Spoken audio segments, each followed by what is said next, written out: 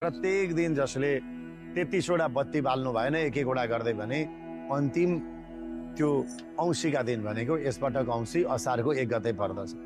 फेरि कति राम्रो दिन छ भने सोमबार पनि हो अनि औँसी पनि हो, पुरुषोत्तम मासको अन्तिम दिन हो।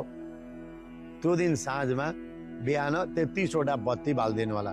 सकिन्छ भने 33वटा पालामा, त्यो पनि भएनन् भने 33वटा जुन लामा बत्ती हुन्छन् अथवा गोला बत्ती जे छन् 33वटा बत्ती भगवान पुरुषोत्तमको निमित्त भनेर भगवानको अगाडि, कहीँ नदीमा, राधा कृष्णको मन्दिरमा, आफ्नै भगवानहरूको अगाडि सम्भव छ भने, विदेशतिर हुनेले त धेरै बत्ती बाल्न पाउनुहुन्न, क्यान्डल जलाइदिने इलेक्ट्रिक लाइटहरू पनि छन्, साना साना राखिएका हुँदो रहेछन्। अस्ति हामीले देखेर आयौँ। गुरुजी हाम्रोतिर त फायरिङ हुन्छ, अलर्ट आउँछ, त्यस कारणले गर्दा इलेक्ट्रिक बत्तीहरू पनि साना साना साना राखेको हामीले देखेका छौँ। ती सबै बत्तीहरू झलमल्ल भगवानको अगाडि परिदिने, आफ्नो भक्ति चाहिँ समर्पण गरिदिने, भक्ति चाहिँ पुरा लगाइदिने। त औँसीको दिन आए पछाडि केही विशेष जागरण गर्ने, राधा कृष्ण भगवानको विशेष पूजा गर्ने।